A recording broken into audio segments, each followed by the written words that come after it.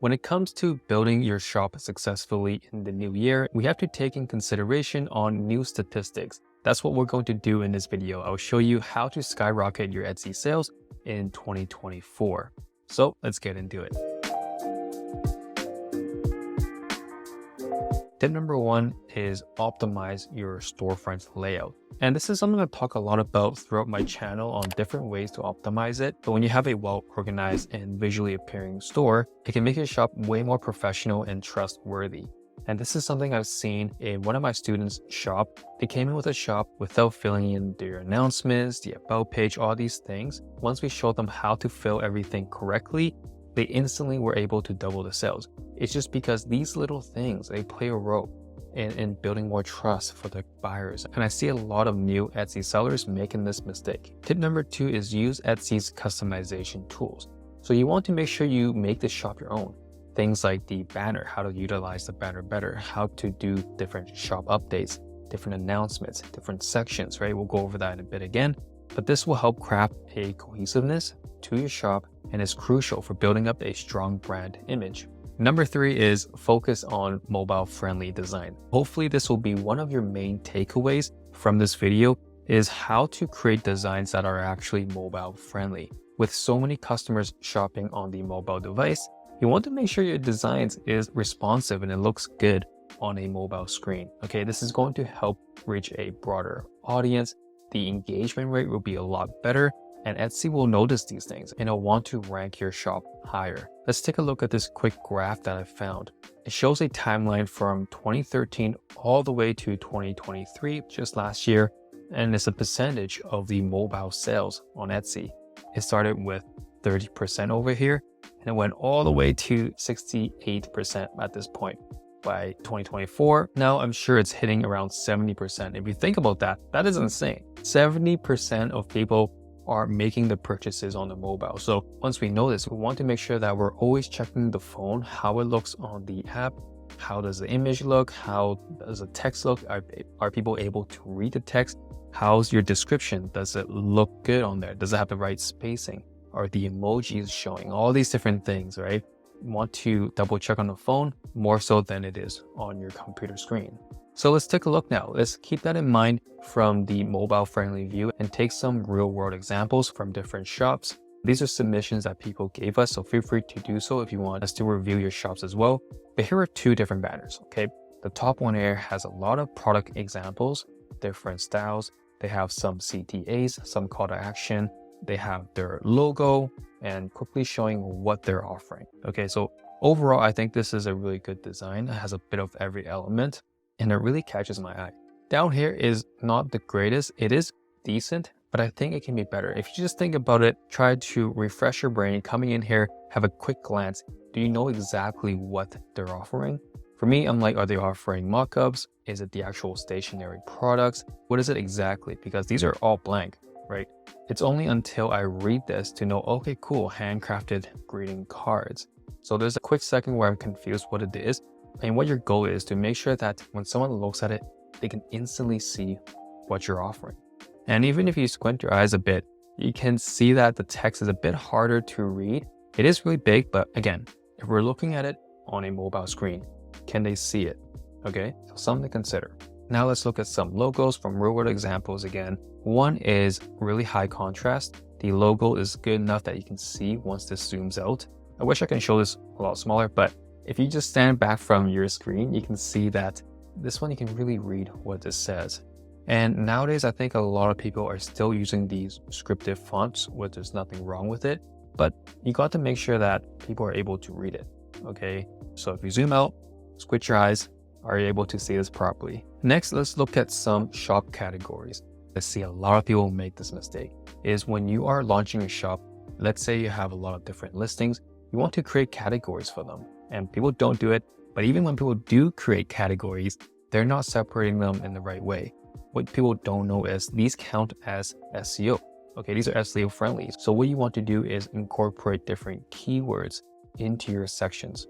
Okay, just like this one has, they have a lot of sections. They're able to utilize all of these because these are all keywords that they're implementing for their shop, for their listings, to let Etsy know that, wow, these are the products if people are searching for these keywords. The more relevant keywords you can have in your shop, in your listings, the better it is for you. Next are the about pages. Okay, so you really want to take advantage of this section. Really let the buyers get a good understanding of who you are, right? Your story, but still make it relevant to them. Okay, you can talk about yourself and make sure it's what's beneficial, what is bringing the most value for the buyers, how it can relate to them, how it can resonate with them. Okay, so make sure to add some pictures, videos if you can. Now let's look at some mock-ups, mainly the thumbnail image. It is one of the most important things that you can do to drive traffic, because at the end of the day, no one is going to get into your listings without clicking into it first. So you want to make sure that your main image, the main thumbnail, is crafted the best way possible. So let's look at some shops. This one overall, very well done, very cohesive, and they are offering different styles of cards. But sometimes if I'm not reading these words, it's hard to know exactly what category it's in. So if you're able to add additional little elements, if you're doing a top lay style, if you're able to play with different smart objects, mock-ups, feel free to add a little bit of elements so that people know what are birthday cards, what are Thanksgiving cards, and even the colors. Make it slightly bit more visible so people can see the difference. So once people click into your shop, they can see a pattern. But there are little things that can help increase your click-through rate. Okay, the CTR is the percentage of people clicking into your listings. And the higher your CTR, the better it is for Etsy to know that you have a quality product that they want to promote more. Okay, so the next one here, overall, I really like these mock-ups. But one thing I want to take a note is for all of you guys who are creating your mock-ups in landscape form, just keep in mind that Etsy have recently changed their layouts to using square. And this is something I've been telling my students about, the sizing to create your mock-ups in. I always like to use square. I make sure I have the right margins from the top and bottom, and also the sides, so that you're always fitted within the visible zone. Because Etsy likes to take the same image, put it into horizontal, put it into square, and I want to make sure that I have the right margins and layouts in place, that everything will be seen. Okay, you don't want anything cropping on the side. So you want to double check on the search page, double check on your shop page, and also double check on the mobile search and shop page. And you want to double check that it looks good, nothing gets cropped. All right, so the next one we have, this is a screenshot again from the shop. But when you're just looking at it, for me, it doesn't look as cohesive and it comes across as not so professional as a shop. So first you would need to identify, okay, what is your niche? What is your aesthetic? What are your color palettes? Right? Make sure the fundamentals are all set up, all planned before you start building mockups, building products. And this will ensure that you have a very cohesive shop. So when you do launch, everything looks great, everything looks professional, and you just gain more trust that way through the buyers. But this is something I'm not seeing exactly from this shop. A simple way to just tie this in is if this person had the same color background. If it was a brown wood tone, keep it all brown. If it's a gray tone, keep it all gray. Just that itself, it will make this already a lot more cohesive, okay? These are things that we need to go over first. And it was one of the stages that I like to tell my students on how to approach it. Now, looking at this last one here, overall, I think it's a really good way to present the different mockups. But now looking at this, there's a lot of white space that can be eliminated, okay? If you look at these ones, it looks more impactful when it's closer up compared to these ones. Again, back on looking from a mobile screen, if you zoom out, squint your eyes, you can't really see what these designs are compared to these ones. So I would really zoom in a bit closer. You can show a further shot, maybe somewhere inside, but as a main thumbnail, really pay attention how it looks. How will the buyers perceive these products? And I wanted to give a quick example again to a competitor. This is one of the top sellers on there. Something you want to consider is doing some lifestyles. So for anyone who is selling a product where a lot of it will be presented in a lifestyle way, try that out. And I'm sure you're going to see great results when you do it like that. And also back to checking out your competitors, I think seeing what has been proven to work is going to be greatly beneficial to you when you're first starting out. And you can already see which one draws your attention more. The one that can really see the actual designs, right? Compared to on a background like that. Also, side note, if you're in a category that everyone has some kind of a discount, it sucks, but ideally you're going to have to keep up with the current landscape. and you may have to actually start with some discounts. And even at the beginning, it's good to do that to gain momentum. You may not get the highest profit margins, but you're going to get those sales, you're going to get those reviews. And over time, you can slowly increase that to get a better margin by lowering the discount.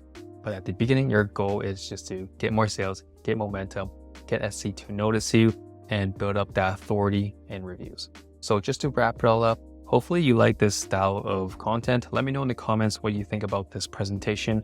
If you like it, I can do more of these styles. But yes, pay attention to the little details of your shops, okay? There's a lot of simple optimization tips that you can implement to your shop to increase your traffic and sales. Everything that we talked about in this video are things you can implement right away. And again, subscribe to my channel if you want to learn more about how to succeed on Etsy, especially selling digital products. And also check out my Digital Freedom Academy. You can check it out in the descriptions. There's a lot more information there if you want to learn more about how you can start and scale your digital product Etsy business. So check it out, subscribe, and I'll see you in the next video. Take care.